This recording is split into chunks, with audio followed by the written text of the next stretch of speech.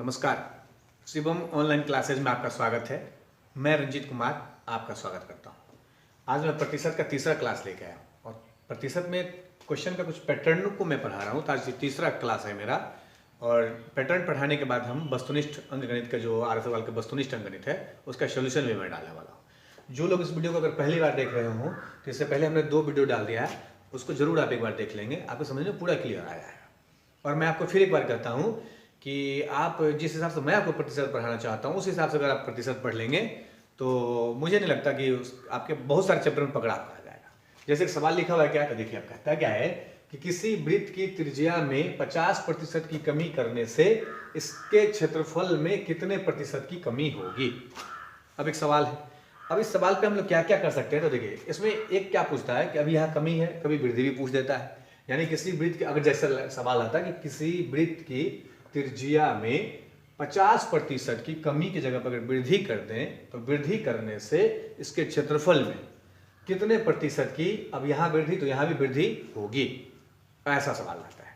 कभी कमी पूछता है और कभी वृद्धि पूछता है, दोनों बात। अब दोनों को मैं भी समझाने वाला हूँ। अब उसके लिए अब किन किन चीज़ों में पूछता है तो देखिए उन सभी चीज़ों में, जैसे यहाँ वृत्त है तो वृत्त है, एक वृत्त आ गया तो वृत्त में त्रिज्या जो होता है सब जगह कितना भी त्रिज्या लगेगा सारे का सारे त्रिज्या का मान बराबर ही होता है। तो ऐसा चीज़, या समबाहु त्रिभुज, समबाहु त्रिभुज जो भी हो जिसकी सभी भुजाएं बराबर हो, या वर्ग, वर्ग जो वर्ग वर्ग जिसकी चारों भुजा बराबर होता है ना, या गोला हो, गोला ऐसा ऐसा चीज, गोला ऐसा चीज जिनका हर एक चीज बराबर, उन सबों में ये सूत्र लगने वाला है। वृत्त में लग जाएगा, समबाहु त्रिभुज में लग जाएगा, वर्ग में लग जाएगा, गोला में लग जाएगा, ऐसा चीज जिसमें जब एक बार उसमें प्रतिशत का चर्चा हो तब इन सवालों को ऐसा ही बना देते हैं। अब इसको बनाने के लिए क्या करना पड़ता है तो देखिए थोड़ा सा एक छोटा सा सूत्र है, उसको अभी एक बार में खत्म कर देते हैं, आपको समझ में आ जाएगा। अब कैसे आएगा तो इसके लिए अपने लोग एक सूत्र लिखते हैं। क्या लिखते हैं, ये बात समझा रहे हैं, उस बात को समझिएगा। एक सूत्र है कि 2 गुना प्रतिशत प्लस या माइनस प्रतिशत का स्क्वायर बटा 100, एक ही सूत्र है। इसी सूत्र को अपने लोग क्या करते हैं, इसको 2 बार लिख लेते हैं। जैसे 2 गुना, जब यहाँ मनस आपको मन में हो कि प्लस और माइनस में से क्या कब आएगा तो देखिए 2 गुना प्रतिशत जोड़ प्रतिशत का स्क्वायर बटा 100, एगो हो गया सूत्र, और एगो दूसरा इसी का 2 गुना प्रतिशत माइनस प्रतिशत का स्क्वायर बटा 100, एगो ही दूसरा सूत्र हो गया। इसी को अलग अलग जब लिखेंगे, इसी को हमने यहाँ एक साथ लिख दिया है। अब एक साथ क्यों लिख दिया है तो समझना क्या है, आप गौर से देखिए। जब सवाल में कमी हो तो कमी का मतलब कम, तो माइनस, कम का मतलब समझते हैं अपने लोग कि माइनस करना पड़ता है, तो कमी माइनस वाला सूत्र लगाना है तो ये सूत्र लगा देना है। जब सवाल में वृद्धि हो, वृद्धि का मतलब ज्यादा, तो ज्यादा जोड़ने पर आएगा ज्यादा, तो इसलिए प्लस वाला सूत्र लगा देना है। इसी 2 के लिए एक ही सूत्र लगा दिया हमने, 2 गुना प्रतिशत प्लस माइनस। समझ में आ गया, कोई दिक्कत? तो अब सवाल में क्या करते हैं, किसी एक को, अब इसी को याद रखते हैं, ये ब्रेन में सेटअप रखते हैं। तो अब कहता है कि अब कमी है तो क्षेत्रफल में कितने प्रतिशत की कमी होगी, तो यहाँ कमी, तो अब कहता है 2 गुना प्रतिशत, और एक बार प्रतिशत का चर्चा यहाँ 50 है तो 2 गुना प्रतिशत का मान 50, और कमी है तो माइनस लगा दिए माइनस, और 50 का स्क्वायर तो 50 गुना 50 और बटा 100। प्रतिशत का स्क्वायर मतलब उसको हाँ 2 बार लिख रहा है, स्क्वायर आ गया। अब एक 0 से 1 0 काट दिए, एक 0 से 1 0 काट दिए, 2 को 50 गुना करें, 50 दाएं के 100 और माइनस 25, तो 50 में से 25 घट गया तो कितना बच गया, 75%। अब ये प्रतिशत तो क्या, कमी की वृद्धि, तो सवाल में अगर कमी हो तो कमी, सवाल में अगर वृद्धि हो तो वृद्धि। क्योंकि जब आप सवाल परीक्षा में पूछता है ना तो नीचे ऑप्शन 75, एक बार ऑप्शन में वृद्धि भी लिखा रहता है और एक बार कमी भी लिखा रहता है, वहाँ बारीक से ध्यान देना है।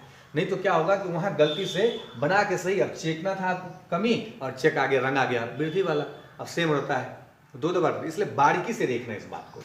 तो ये 75%, अब कमी है तो कमी लिख दिए, कमी, और आंसर हो गया। कोई दिक्कत? आप क्या करें, इसका स्क्रीनशॉट ले लें थोड़ा सा। और हाँ, मैं आपसे ये भी कहता रहता हूँ कि अगर आपके समझ में आए तो थोड़ा सा इसका लाइक शेयर भी किया करें। लाइक शेयर करने में आपका तो कुछ ज़्यादा नहीं, शेयर करने से क्या किसी जरूरतमंद लोगों को मिल जाएगा तो उसको फायदा हो जाएगा। अभी देखिए, अब इसी सवाल में अगर कमी की जगह पर वृद्धि कर दिया जाए तो क्या आ जाएगा, अगर वृद्धि हो जाए तो क्षेत्रफल में कितने प्रतिशत की वृद्धि हो जाएगी। सवाल वही है कि यदि किसी वृत्त की त्रिज्या में 50% की वृद्धि कर दी जाए वृद्धि करने से इसके क्षेत्रफल में कितने प्रतिशत की वृद्धि होगी? कौन सूत्र लगाएंगे? एकदम सही लगा के देखिए।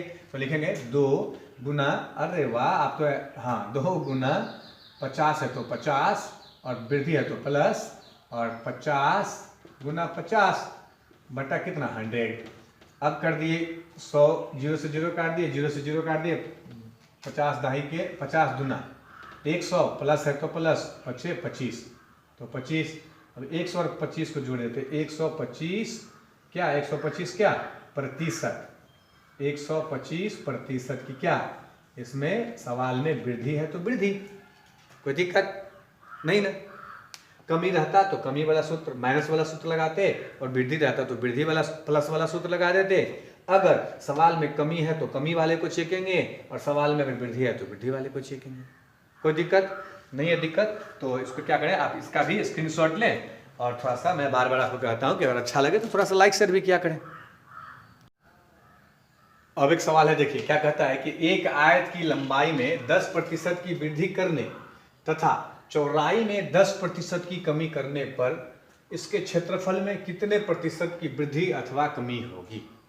अब गौर से देखिएगा, इसमें क्या होता है ना, कंडीशन आता है। समझाने के लिए मैं एक बात को समझा, इसके लिए हम लोग क्या कर लेते हैं, तो देखिए इसमें भी जब उसमें अगली बार अभी हम लोग पढ़ चुके हैं जिसमें एक बार प्रतिशत का चर्चा हो रहा था ना। अब आयत है तो इसका लंबाई चौड़ाई अलग अलग होता है, आमने सामने की भुजा बराबर होती है तो एक लंबाई अलग होगी, चौड़ाई अलग हो जाएगी, तो कभी लंबाई में वृद्धि। इसमें कंडीशन क्या क्या आता है, गौर से सुनिएगा। देखिए जैसे अब एक आयत हम बना लिए ना, तो एक कंडीशन आएगा अपना, पहला कंडीशन, एक कंडीशन हम आयत के जैसे कि यहाँ पे लंबाई में वृद्धि और चौड़ाई में कमी, तो एक बार एक लंबाई होगा, पहला कंडीशन एक लंबाई होगा और एक क्या होगा, चौड़ाई होगा। हो क्या क्या सकते, तो पहला कंडीशन अगर यहाँ सवाल में लिखा है लंबाई में वृद्धि और चौड़ाई में कमी। दूसरा कंडीशन हम कर सकते हैं कि अगला सवाल में लंबाई में कमी भी कर सकता है और चौड़ाई में वृद्धि भी कर सकता है कि नहीं कर सकता, सवाल ही तो है, कुछ भी पूछ सकता है। तीसरा कंडीशन क्या कह सकता है, अगर उसका मन होगा लंबाई में भी कमी और चौड़ाई में भी कमी, ये भी हो सकता है। और चौथा कंडीशन लंबाई में भी वृद्धि और चौड़ाई में भी वृद्धि। ऐसा इन्हीं सवालों में 4 टाइप से सवाल पूछा जा सकता है, और उन सबों के लिए जिनमें ये भुजा बराबर हो, आमने सामने बराबर हो, चाहे अलग अलग कोई भी चीज इसमें वृद्धि करते हैं। जैसे कभी कभी वर्ग में भी कहता है कि वर्ग की लंबाई में वृद्धि चौड़ाई में, ऐसा सवाल पूछ देता है, तो आप उसको देखना है। जब 2 बार प्रतिशत का चर्चा, तो उनके लिए हम बात करें तो उनमें हो क्या क्या सकता है, तो एक बार दोनों में वृद्धि हो सकता है, एक बार दोनों में कमी हो सकता है, एक बार कमी एक बार वृद्धि, एक बार वृद्धि एक बार कमी, ऐसा 4 कंडीशन आता है। तो इन्हीं 4 बार हमको सूत्र लिखना पड़ता है।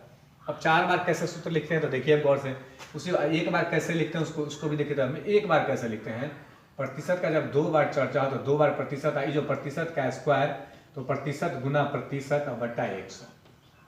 और यहाँ क्या होता है, यहाँ तो दोनों डिजिट बराबर मिल रहा है। और कभी कभी कहता है, जिसको सुनिए, कभी 20% वृद्धि तो 40% की कमी का मतलब माइनस लगा दिया, आप समझिएगा वृद्धि, कभी 40% की कमी और 20% की वृद्धि, ऐसा ये कंडीशन कुछ भी आ सकता है। डिजिट अलग अलग भी हो सकते हैं। यहाँ डिजिट 10-10 बराबर है, इसका मतलब ये नहीं कि सब बार बराबर ही होगा।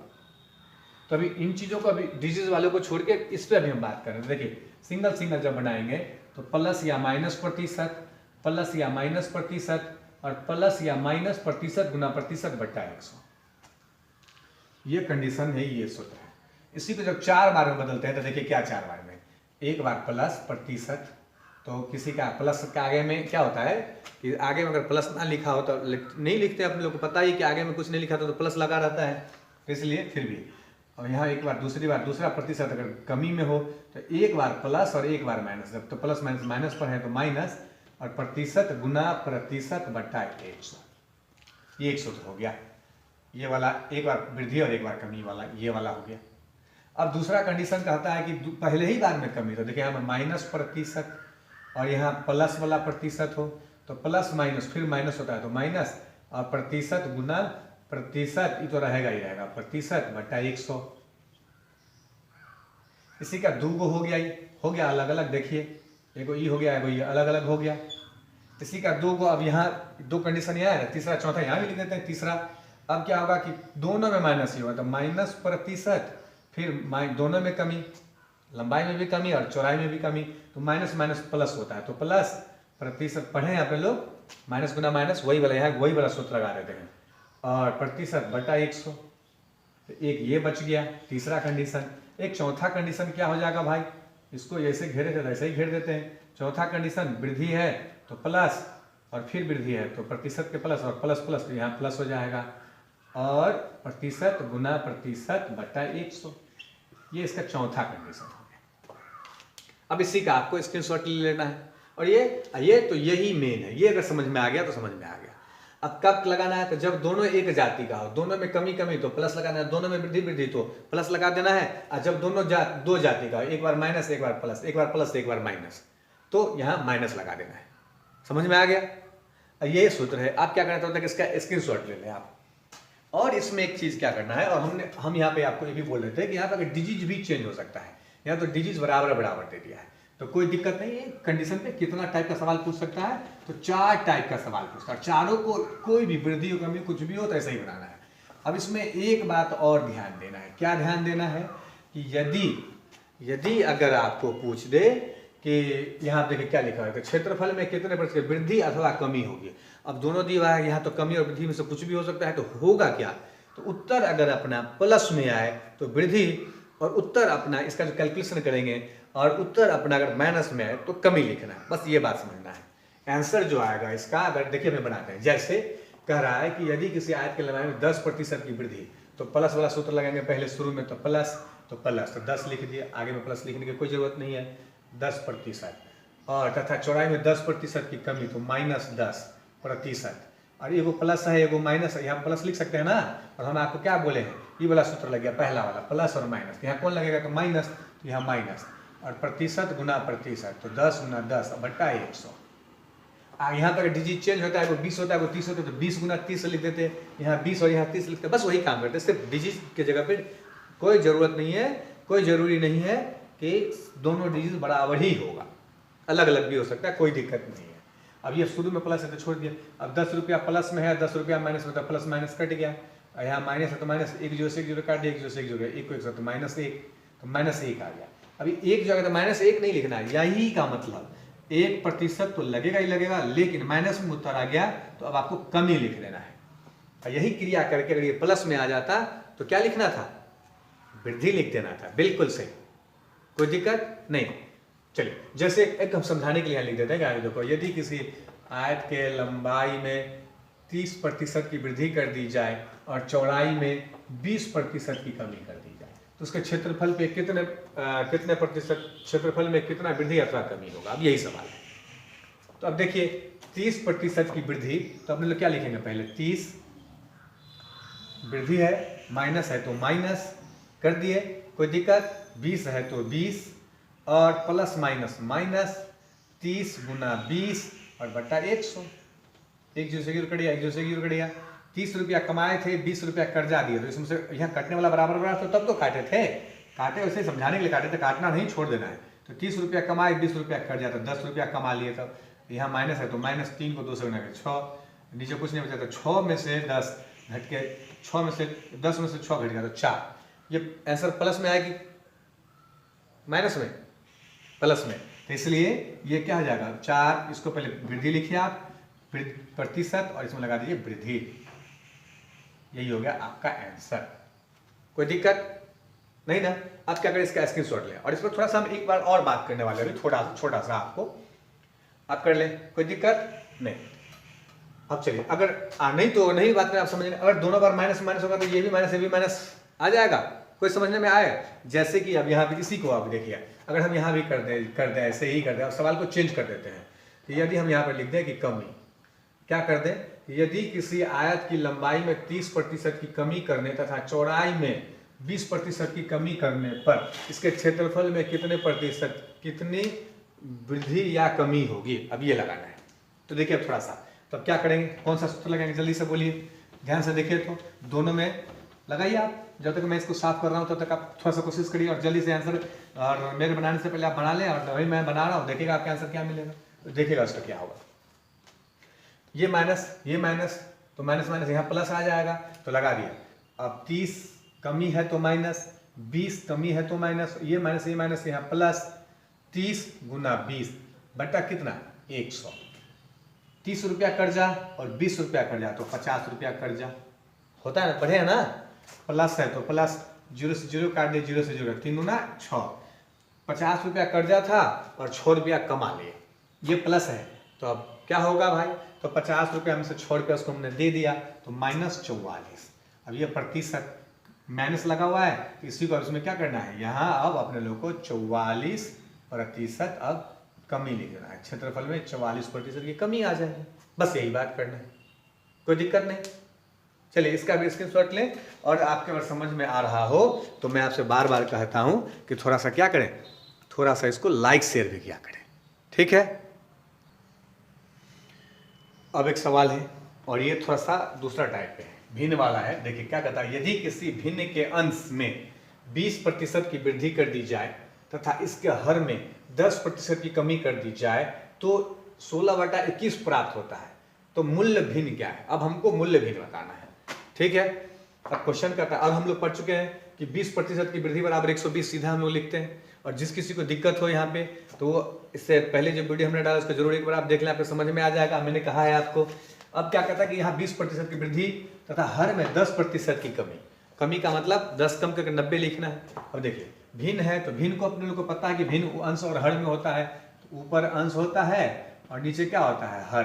तो ऊपर अब x/y मान ले, यदि कोई भिन्न मान के चलो, यदि किसी भिन्न पर x/y मान लिया, भिन्न क्या मान लिया हम लोग, भिन्न मान लिए, और उसके अंश में 20% की वृद्धि, तो अंश ऊपर होता है तो 120 लिख दिए, और गुना उसके तथा इसके हर में 10% की कमी कर दी जाए तो बटा में 90। अब तो भिन्न जो है सो क्या प्राप्त होता है, तो भिन्न होता है 16/21। कह रहा है, गौर से देखिएगा कि यदि किसी भिन्न, तो भिन्न नहीं मालूम था तो हमने भिन्न का अंश मान लिया x और हर मान लिया y, तो भिन्न हो गया x/y, और उसके अंश में 20% की वृद्धि, तो 20% की वृद्धि अपने लोग पढ़ चुके हैं, कहाँ से 120 आया। आपको दिक्कत हो तो नेक्स्ट वीडियो में, पहले वाले वीडियो में देख लेंगे आप।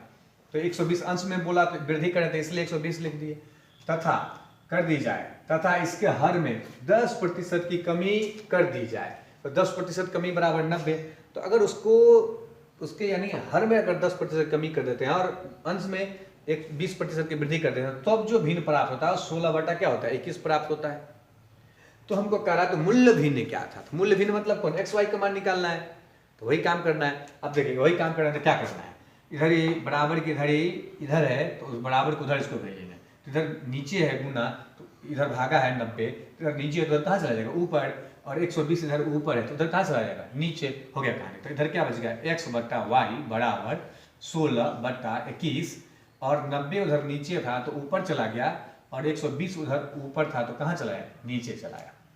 बस x और y का मान निकल गया, कोई जरूरत नहीं है वो लिखने का 20% निकालो, x का 20% निकालो उसमें ऐड करो, y का 10% निकाल के उसमें फिर माइनस करो, ऐसा कुछ नहीं लिखने का काम है। अभी आप देखिए, 1 0 से 0 काट दिए, 3 एकम 3 तिया 9, 3 चौका 12, 4 से काट दिए, 4 चौका 16, 3 से काट दिया 7 तिया 21 बराबर 4, और बट्टा में बच गया 7, 4/7। यही आपका आंसर बच गया कि पहले का भी 4/7 था। ऐसा सवाल पूछता है, एसएससी में बहुत पूछता है, पूछा और सवाल है, वहीं से हमने उठाया इसको। अब क्या करें, आप इसका स्क्रीनशॉट ले लें। अब कैसा भी भिन्न वाला सवाल हो, जब वृद्धि हो तो जोड़ देना है, और जब कमी हो तो घटा देना है, और वही ऊपर नीचे कर देना है, बस इसी काम को करके इसका आंसर 4/7 हो गया। अब एक सवाल है, क्या कहता है, देखिए कि एक परीक्षा में उत्तीर्ण होने के लिए, उत्तीर्ण मतलब पास होने के लिए, जब तक मैं सवाल को पढ़ रहा हूं तब तक आप इसका स्क्रीनशॉट भी ले लें, कि एक परीक्षा में उत्तीर्ण होने के लिए 36% अंक प्राप्त करना आवश्यक है। एक छात्र को 113 अंक मिले तथा वह 85 अंक से अनुत्तीर्ण मतलब फेल हो गया, तो कुल पूर्णांक कितना था।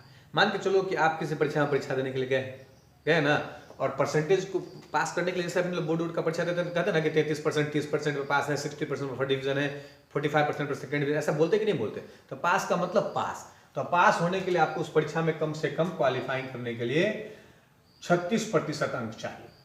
कितना चाहिए, 36%। तो 36% अगर अंक चाहिए तो आपको कुल का परीक्षा कितना देना पड़ेगा, सो बताइए। तो कुल तो 100% होगा कि नहीं, प्रतिशत में है सवाल, तो प्रतिशत का मान हमेशा 100 होता है, तो 100 लिखना ही पड़ेगा, तो इसलिए 100 का परीक्षा दे रहे, इसका मतलब कोई दिक्कत है समझने में, नहीं ना। देखिए यानी आप 100 का परीक्षा देने जाएंगे तो आपको 36 उसमें लाना ही पड़ेगा, तभी जाके आप पास करेंगे, अन्यथा आप एलिजिबल नहीं है। अगले अगले एग्जाम के लिए, तो वही करा है। तो आप 36% अंक प्राप्त करना आवश्यक है। एक छात्र 113 अंक लाता है, कितना अंक लाता है? 113 अंक। आप ना मान के चलो आप परीक्षा देने के लिए गए, उस परीक्षा में 113 अंक लाए। अब कितना का परीक्षा दिया आपको अभी यहाँ पे नहीं पता है, लेकिन आप जो परीक्षा दिया आपको तो पता है, और इसमें वही चीज नहीं बता रहा है, वही चीज कर रहा है निकालने के लिए कि आप परीक्षा में गए और आप ना 113 अंक लाए तथा वह 85 अंक से अनुत्तीर्ण, मतलब 85 अंक से आप फेल कर गए। अगर 85 अभी 113 अंक आपने लाया, कितना आया आपको? आया कितना? तो आपको आया 113 अंक, लेकिन आप पास नहीं हो गए, आप फेल हो गए। तो आप फेल हो गए, तो पास करने के लिए आपको कम से कम क्या करना था? तो पास करने के लिए आपको 113 तो आप लाए ही थे, और उसमें 85 अंक से फेल कर गए आप। तो 85 अगर और आ जाता तो आपको तो 85 जो और आ जाता तो हम लोग पास कर जाते। तो पास करने के लिए आपको कितना? तो 113 में 85 जोड़ना पड़ेगा, 5 3 8 और 8 1 9 198 अंक लाना पड़ेगा आपको। कौन सी करने के लिए? तो भाई पास करने के लिए। पास करने के लिए अंक में कितना लाना पड़ेगा? तो 198। और प्रतिशत में कितना पास करने के लिए लाना पड़ेगा? तो पास करने के लिए कम से कम 36% लाना ही पड़ेगा, जो सवाल में कह रहा है कि उत्तीर्ण मतलब पास होने के लिए आपको 36% लाना पड़ेगा। तो देखिए एक जाति का मिल गया, पास और पास मिल गया कि नहीं? मिला ना? तो वही रिलेशन बना रहे हैं कि 36 अगर प्रतिशत में सवाल है तो 36% लाना पड़ेगा पास होने के लिए। अगर अंक में सवाल है तो 198 अंक लाना पड़ेगा आपको पास करने के लिए। तो पास हो गए। इसलिए कितना का परीक्षा दिया आपने? तो अगर 100% का परीक्षा देते तो परीक्षा का अंक कितना था? तो बराबर हुआ। और इसमें अगर आपको समझने में दिक्कत हो तो वही बात अगला वीडियो आपको देख लेना है, इससे पहले वाला। 36 आदमी अगर 198 रोटी खाता है तो 100 आदमी कितना रोटी खाएगा? माँ को भी घर में देखिएगा, लेबर वेबर काम करती है तो आप उसको बोलेगा तो समझ जाती है। तो 36 आदमी अगर आज मजदूर काम कर रहा है और उसके लिए 198 रोटी बनाना है, तो 100 आदमी अगर आज काम करेगा तो कितना रोटी बनेगा? तो 198 से ज्यादा कि कम? ज्यादा आने की संभावना। तो इसलिए 198 गुना ज्यादा, तो 100 ऊपर और 36 नीचे। कोई दिक्कत? 9 से काट दिए, 9 चौका 36, 9 दूना 18, 9 दूना 18, 25 चौका 100, और 25 को 22 से गुना कर देंगे, 25 गुना 50 और 25 गुना 50, 550 अंक। यही आपका आंसर हो गया। समझ में आया? कहते कोई दिक्कत है? कोई दिक्कत नहीं है ना? तो चलिए आप क्या करें, इसका स्क्रीनशॉट ले लें। और इसके साथ साथ मैं आपसे एक बात करता हूं कि अगर आपको समझ में आए तो थोड़ा सा इसको क्या करें, लाइक शेयर भी किया करें और थोड़ा कमेंट भी लिखा करें आप। अब एक सवाल है, कहता है क्या कि अच्छा सा सवाल है, देखिए कि एक परीक्षा में एक छात्र 20% अंक लेकर 30 अंकों से अनुत्तीर्ण हो गया, मतलब फेल हो गया, तथा दूसरे छात्र ने 32% अंक लेकर उत्तीर्ण होने के लिए आवश्यक अंकों से 42 अंक अधिक प्राप्त किए। उत्तीर्ण होने के लिए कितने प्रतिशत अंक लेने होंगे? अंक कितना लाना होगा, कितना प्रतिशत लेना होगा, सो कह रहा है। यानी कह रहा है कि एक वो परीक्षा, उसमें 2 छात्र बैठा परीक्षा देने के लिए। अब हमको पता है कि एक छात्र परीक्षा में बैठा तो 20% अंक लेकर 30 अंक से अनुत्तीर्ण मतलब फेल हो गया। तो उसको जितना लाया था, तो कितना लाया था भाई? तो 20%। किसका 20%? जितना का परीक्षा, वही XYZ मानना पड़ता था, अभी मान नहीं रहे। उसको अपने लिख लिया। माने आप परीक्षा में बैठे और कुछ मार्क्स का परीक्षा है, जैसे कोई भी परीक्षा 100 का होता है ना, हम लोग देते हैं ना, कोई 200 कम में तो खैर बहुत ज़्यादा हो जाता है, तो उसको छोड़िए। लेकिन 100 का ही अगर मान के चलो कि 100 है तो उसका 20% लेंगे और फेल हो गए, कितने अंक से? तो प्लस 30 करना पड़ेगा। किसके लिए? पास करने के लिए। तो हम लोग पास बराबर लिख सकते हैं, पास बराबर 20% और प्लस 30 अंक। 30 क्या लिख सकते हैं? अंक लिखना पड़ेगा। ये 30 अंक अगर आपने लोग ले आते हैं तो हम लोग पास कर जाएंगे।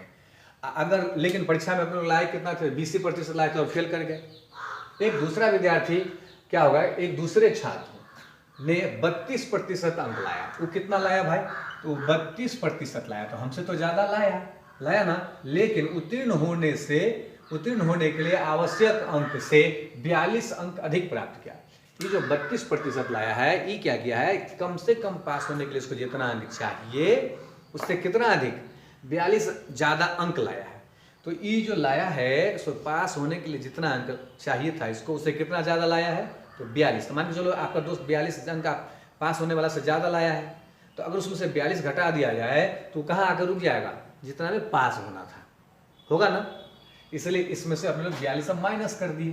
तो अब 42 क्या माइनस कर दिए, तो अंक माइनस कर दिए, तो ये भी क्या हो गया, ये भी हो गया पास, आपका भी दोस्त अब पास, तो ये भी पास, ये भी पास। अब इसी चीज़ को देखिए अब बराबर बराबर कर दिए, दोनों पास पास हो गए। ये थे आप 20% अंक 20% लाए और 30 अंक से फेल कर गए, आपका दोस्त 32% लाए और 42 अंक से फेल कर गया, 42 अंक ज़्यादा लाए थे इसलिए, तो ये 42 अंक से माइनस कर दिए, तो ये भी पास हो गया और ये भी पास हो गया। और पास पास बराबर कर दिए, दोनों बराबर कर सकते हैं क्योंकि इसको भी अभी उतना ही अंक हमने कर दिया है कि जितना भी ये पास कर जाएगा, और इसका जो ज़्यादा अंक, तो 5 से ज़्यादा अंक था वो हम इसमें से घटा दिए हैं, तो ये भी पास पे आके बैठा हुआ है। अब दोनों रिलेशन मिल गया पास पास का, तो बराबर कर दिए। अब इसमें क्या करना है, तो देखिए प्रतिशत इसमें लगा, प्रतिशत इसमें लगा, तो एक जाति का एक जगह बुला लेना है, अंक लगा और अंक लगा है एक जाति का, एक जगह बुला लेना है इसको।